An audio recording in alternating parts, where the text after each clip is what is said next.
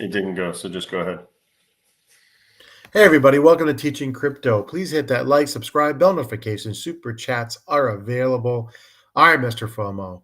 It's not the end of August we wanted or expected.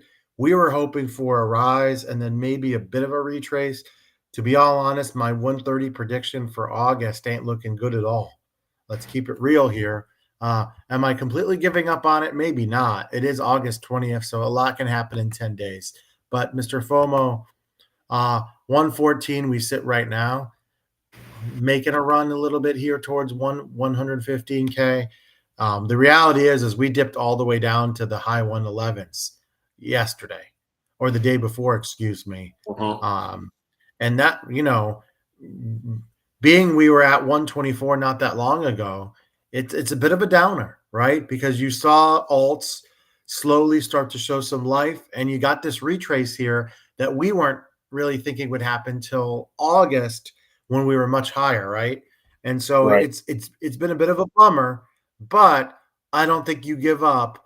I still really do believe October is going to be tremendous, and I still do believe some alts, not all, will have a nice run between now and November.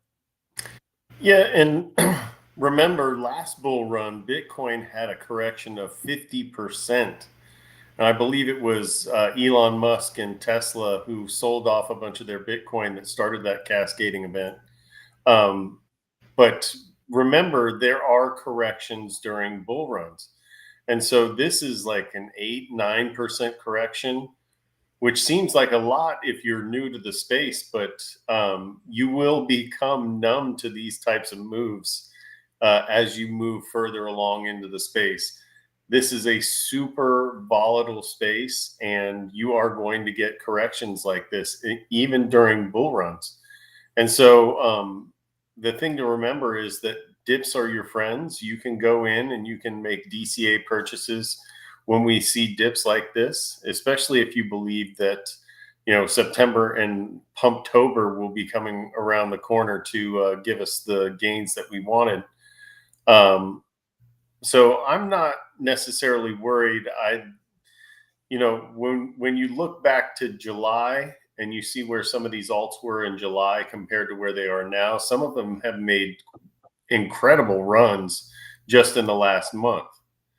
So we've got some reasons to be hopeful still, and I don't think Bitcoin is going much further down. I think that we're probably going to see a bounce right in here. But the thing to remember is that corrections happen a lot, and even during bull runs, I think if you zoom out, you can see that Bitcoin has had over 1,000 corrections in its lifetime. And so corrections are normal, corrections are healthy. Okay, I'm going to show you a chart here, and this is saying that Bitcoin has not caught up to the global money supply just yet, and that we still have some room to grow, right? Now, I'll be honest. I think 180, which is my top, I always said 150 to 180. I think 180 is going to be difficult. Never say never, but I think 150K is starting to look way more realistic here. Maybe 155, maybe 160. I've never seen 200 or 300. I think that's a pipe dream, especially 300. I'm telling you right now, 300 ain't happening, unfortunately. Not in this The run. news that you would need to get it to 300 ain't happening this bull run, I don't think. I hate to say it, but 2028, absolutely, that's realistic. Even 200 seems like a pretty tough possibility, but 150, Mr. FOMO, we're at 114. With the global money supply as high as it is and about to go up even more the next couple months, really 150, I think. And that doesn't mean we hit 150 on the dot. Could be 148, 147, 146, could be 151. I can't tell you the exact top, but somewhere around October, that number is kind of what I'm looking at here. Yeah, and the one thing I notice about this is that the global money supply and Bitcoin's price got pretty close back in February, and it's gone. They've separated quite a bit since then. So if hopefully we start to see Bitcoin rising towards that global money supply.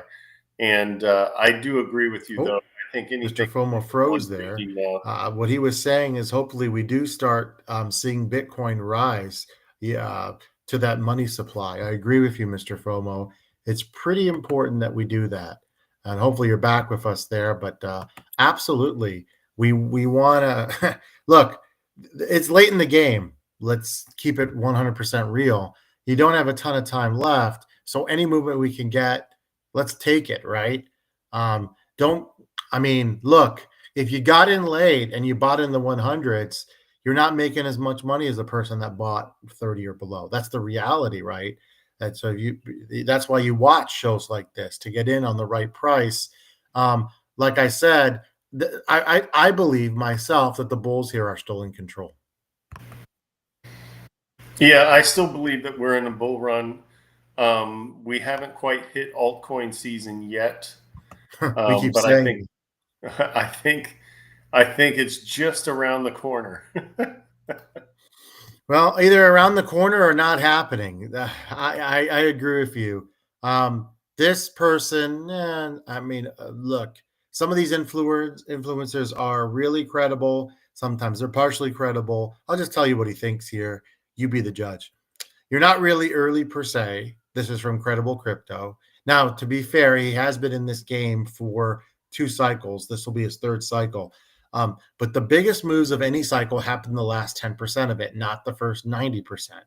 I think he's more talking about alts than Bitcoin here.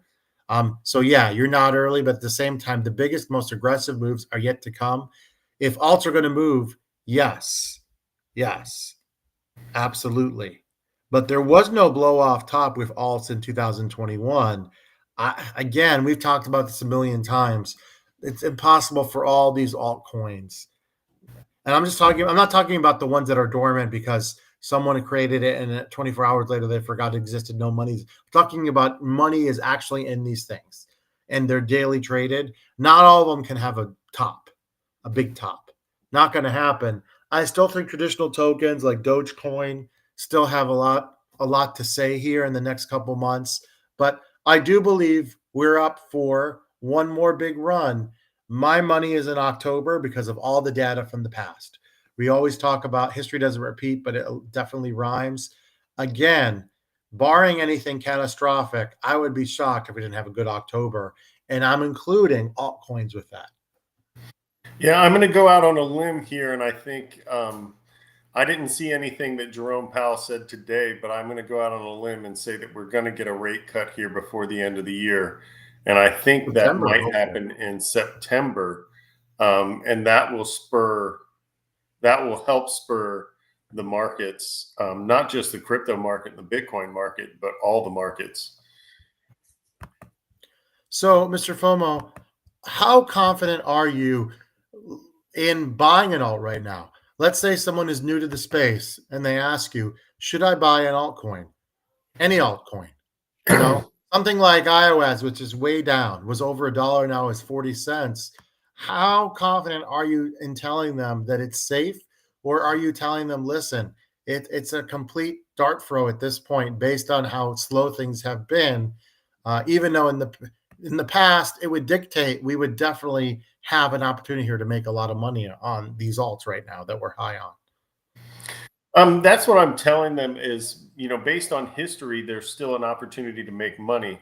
But I'm also giving them that grain of salt to go with it. That there's 19 million cryptos on the market now, so the expectation that your bag will run and run hard, um, or at least for the entire rest of the alt season or at all, is kind of up in the air, just because of the size of the market and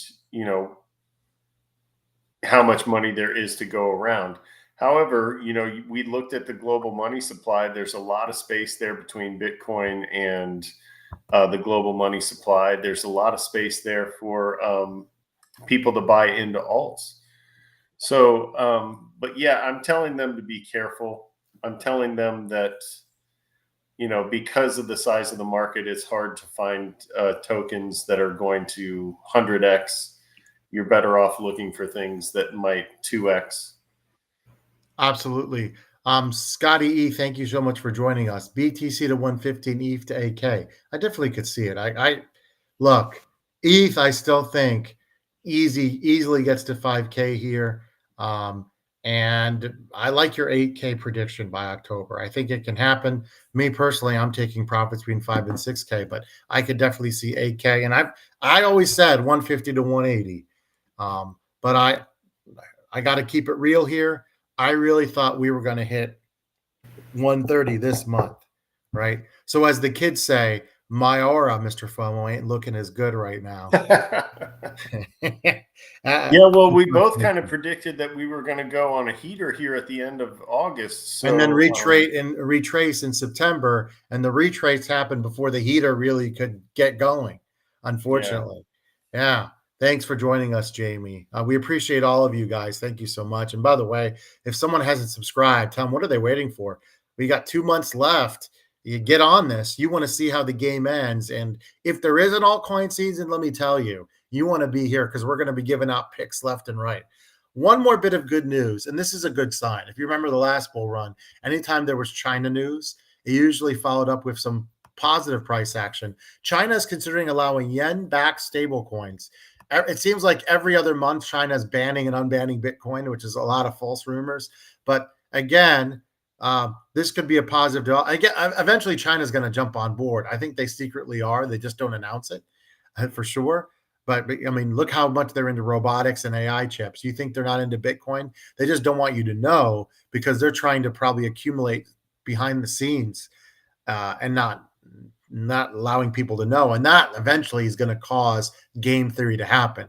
Yes, the US is big, but if China puts its foot in the pool completely and jumps all the way into the deep end, that's when you're going to see things go skyrocket. I just don't think those things are going to become public until 27, 28. Right? It would be great if it was now. And that's where we're going to see the 300K plus Bitcoin here, which eventually will lead to the million, in my opinion, in the next 8 years. But what is what's your reaction to the China news here, Mr. FOMO?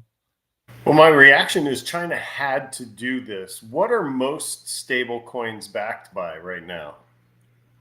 The US dollar, right? Yeah. And so the US has got a miles long lead in making sure that the future of money is backed by the US dollar.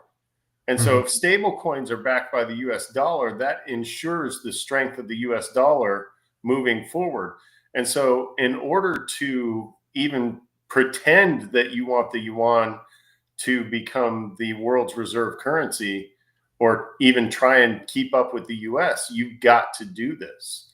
And so I think this is a big step for China, but they are light years behind the US in this respect, because we already have dollar-backed stable coins and they are dominating the market. Before we leave our viewers, I just want to say one quick thing. If you do believe that there will be a rally, I just want to make sure a couple quick ones that I wanted to mention. Peng Yu is back to 2 billion. And it was making a run much, much higher before this dip. I'm just saying, if you really believe, you could get it now at a price in the low threes. This year, it went all the way up to 4.6, right? So there's some value there. And a classic that people used to, again, make fun of me for, but is available everywhere. You can get this anywhere. It is Litecoin. And Litecoin actually has really stayed steady during this dip. And this is traditionally when Litecoin really rallies, is towards the end of the bull run, well after the year after the halving.